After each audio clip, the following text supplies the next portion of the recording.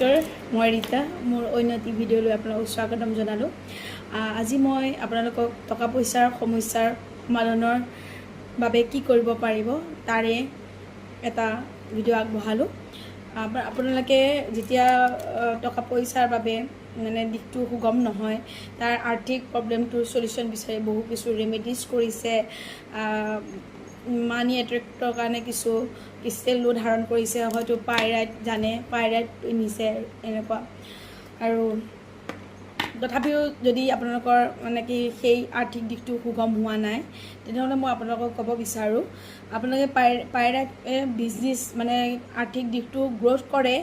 কিন্তু আপোনালোকৰ যদি খেলিমেলিটো লাগি আছে খেলিমেলিটো ঠিক নোহোৱালৈকে আপোনাৰ বিজনেছত বা টকা পইচাৰ গ্ৰথটো কেতিয়াও নহয় জানি লগা হওক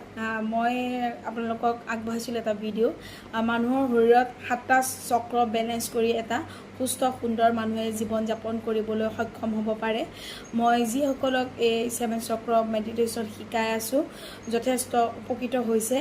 তাৰে ভিতৰত আপোনালোকৰ আৰ্থিক দিশটো ঠিক কৰিব পৰা চক্ৰটোৰ নাম হ'ল মূলাধাৰ চক্ৰ সেইটো আমাৰ পিঠিৰ ৰাজহাড়ডালৰ একেবাৰে শেষৰ অংশ আৰু গৃহদ্বাৰৰ ওচৰত এটা ৰঙাকৈ চক্ৰ থাকে এক্সিষ্ট কৰে আৰু সেই চক্ৰটো ইমবেলেঞ্চ হৈ থাকিলে আপোনালোকে যিমানেই প্ৰয়াস নকৰক কিয় আপোনালোকৰ আৰ্থিক দিশটো সুগম নহ'ব তো আপোনালোকে সেই চক্ৰটোৱে মানুহৰ শৰীৰটো সুস্থ নহ'ব মানে শাৰীৰিক আৰু আৰ্থিক এই দুটা দিশত প্ৰভাৱ পেলায় অকল মই এই মূলাধাৰ চক্ৰটো বা ৰুট চক্ৰটোৰ বিষয়ে ক'ব বিচাৰিছোঁ আৰ্থিক দিশটোৰ লগত যিহেতু জড়িত হৈ আছে আপোনালোকে এই মানে কি 7 চক্ৰ মেডিটেশ্যন পাৰিলে আপোনালোকে শিকক আৰু সেই ৰুট চক্ৰটো বেলেঞ্চত আনিলেহে আপোনালোকৰ আৰ্থিক দিশটো কিন্তু সুগম হ'ব আৰু ৰুট চক্ৰটোৰ যেতিয়া বেলেঞ্চ হ'ব বা ৰুট চক্ৰৰ কাৰণে আপোনালোকে এটা এডাল আপোনালোকৰ ৰুট চক্ৰৰ মানে কি বেছ মানে ক্ৰিষ্টেল হয় কাৰ্লিনিয়ন বুলি কয় আৰু এই কাৰ্লিনিয়ন এই ব্ৰেচলেটডাল যদি আপোনালোকে ধাৰণ কৰে ৰুট চক্ৰটো বেলেঞ্চ হৈ যাব তাৰ লগত তেতিয়া আপোনালোকে পাইৰাইট পৰিধান কৰিব পাৰিব বিজনেছ গ্ৰথৰ কাৰণে বা মানি এট্ৰেক্টৰ কাৰণে কিন্তু এইটোৱে যদি যেতিয়াই ৰুট চক্ৰটো বেলেঞ্চ কৰি দিব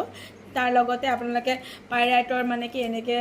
ৰকেটো ধাৰণ কৰিব পাৰে বা এনেকুৱা আঙুঠিও ধাৰণ কৰিব পাৰে কিন্তু মেইন হ'ল আপোনালোকৰ ৰুট চক্ৰটো ইমবেলেঞ্চ হৈ থকাৰ কাৰণে আপোনালোকৰ আৰ্থিক দিশটো সুগম হোৱা নাই ঠিক আছে আপোনালোকে সেইটো ওপৰত কাম কৰক আৰু আৰ্থিক দিশটো অতি সোনকালে ৰিকভাৰ হ'ব মানে এটা সুন্দৰ এটা আপোনালোকে বেনিফিট পাবলৈ সক্ষম হ'ব আৰু